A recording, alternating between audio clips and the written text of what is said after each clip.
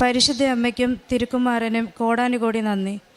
എൻ്റെ പേര് ബിൻസി അൽഡഫോൺസ്. ഇതെൻ്റെ ഭർത്താവ് യേശുദാസ് സിൽവസ്റ്റർ. ഇതെൻ്റെ മകള് ബർത്തലോമി യേശുദാസ്. ഞാൻ ആദ്യമായി ഉടമ്പടി എടുത്തത് 2022 ഓഗസ്റ്റ് 8-ാം തീയതിയാണ്.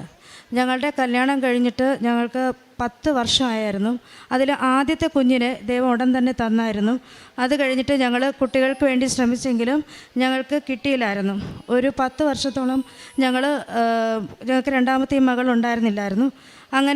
അങ്ങനെ ഇരിക്കുമ്പോഴാണ് ഇവിടെ വന്ന് ഞങ്ങൾ ഉടമ്പടി എടുത്തത്. ഉടമ്പടി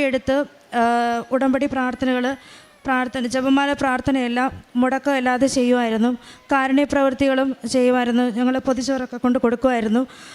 പ്രേക്ഷിത പ്രവർത്തനം, പത്രങ്ങൾ നമ്മൾ മെഡിക്കൽ കോളേജിലും മറ്റുള്ള മാർക്കറ്റുകളിലും കൊണ്ട് കൊടുക്കുമായിരുന്നു. ഞങ്ങൾ വീടിനടുത്തുള്ളതല്ല, അല്ലാതെ പുറമേ ഉള്ളിടത്തെല്ലാം കൊണ്ട് കൊടുക്കുമായിരുന്നു. അങ്ങനെ ഇരിക്കുമ്പോൾ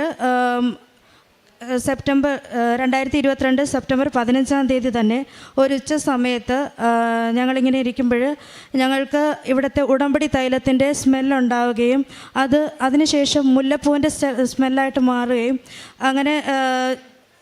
അങ്ങനെ നല്ല അതിരൂക്ഷമായ മുല്ലപ്പൂവിൻ്റെ മണം ഞങ്ങൾക്ക് അനുഭവം ഉണ്ടായി.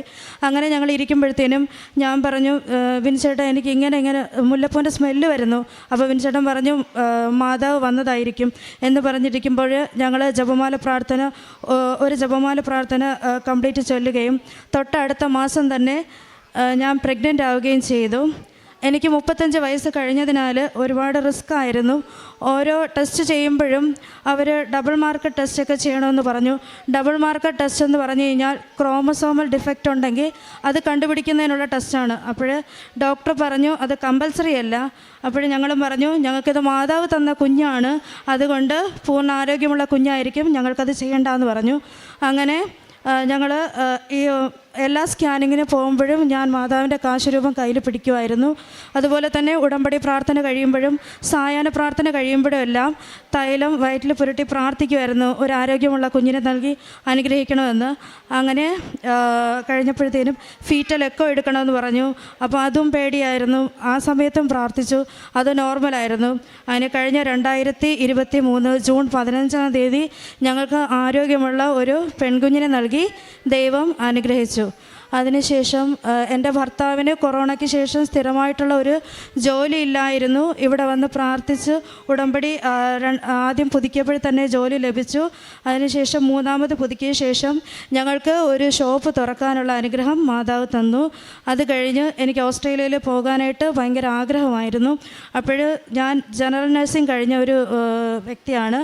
പക്ഷേ ജനറൽ നഴ്സിംഗ് കൊണ്ട് അങ്ങോട്ടേക്ക് പോകാൻ പഠിക്കാനോ വർക്ക് ചെയ്യാനോ സാധിക്കത്തില്ലായിരുന്നു. അങ്ങനെ ഉടമ്പടി എടുത്ത് ചെയ്ത് പ്രാർത്ഥിച്ചുകൊണ്ടിരുന്നപ്പോൾ തന്നെ ഈ ഫേസ്ബുക്കിലൊക്കെ ആഡ് വന്നിട്ടുണ്ടായിരുന്നു GCAN എന്ന് പറഞ്ഞൊരു കോഴ്സിനെ കുറിച്ച്. അങ്ങനെ ഞാനത് അന്വേഷിച്ചപ്പോൾ ജനറൽ നഴ്സിംഗ് കഴിഞ്ഞ് 3 years എക്സ്പീരിയൻസ് ഉള്ളവർക്ക് അത് ചെയ്യാമായിരുന്നു.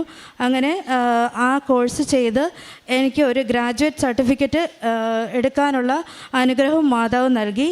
ഇത്രയും അനുഗ്രഹം തന്ന അമ്മ മാതാവിനും തിരുക്കുമാരനും കോടാനുകോടി നന്ദി അർപ്പിക്കുന്നു.